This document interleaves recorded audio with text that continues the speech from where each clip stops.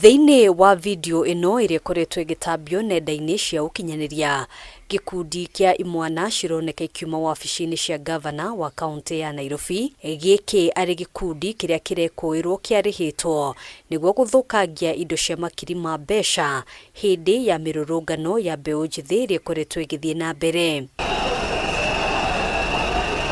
Kũrũmĩrĩra mũhuhu ũrĩa ũkoretwo ũgĩtheremio, rĩu ngavana wa Nairobi Johnson Sakaja nĩ areganĩte na ũhoro atĩ nĩwe waharĩrĩirie na kũrĩha nyanake ici, akiuga akoretwo nja ya taũni ya Nairobi mũcemanio-inĩ wa kĩwĩra na maabitha a thirikari ya kaunti. I saw a clip on Tuesday of alleged goons coming out of City Hall, which I asked that to be investigated. I myself was in the coast. We've been there for the whole week with our cabinet, just doing our end of year, retreat and replanning for this new financial year.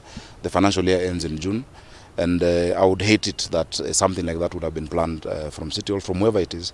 Sakaja atariria ati ici nĩ thandĩ cia kĩũteti irethegea, akiuga kũrĩ atongoria marongoreirie kũhaka rĩtwa rĩake ndoro na njĩra ya kũmũkuruhania na ũthũkangia wa indo ũrĩa ũkoretwo ũgĩthiĩ na mbere. Normally when you're in such a situation, the first casualty is the truth.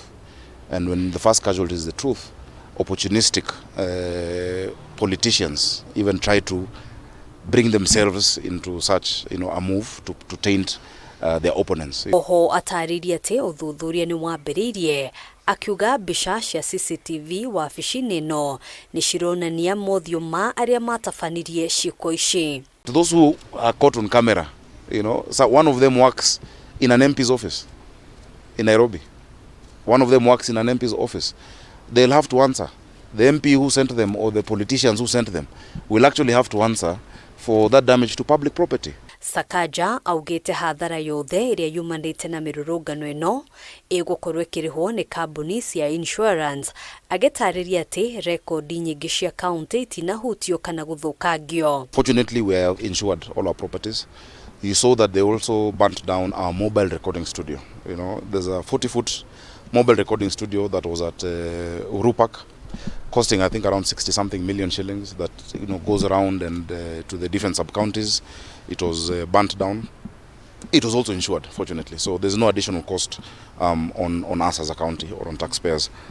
Ona kũhanũra ũguo, augĩte thirikari ya kaunti ĩrateire mamirioni ma mbeca hĩndĩ ya mĩrũrũngano ĩno, akiuga thirikari ya kaunti ĩratanyĩte gũcokanĩrĩria ciringi birioni 13 gũkinyĩria mũthia wa mwaka wa kĩgĩna, ũndũ ũrĩa ũtanakinyanĩra kũrũmĩrĩra mĩrũrũngano ĩrĩa ĩkoretwo ĩgĩthiĩ na mbere. Days that we went as low as 10 million, and a week where we should be collecting 85 million shillings a day.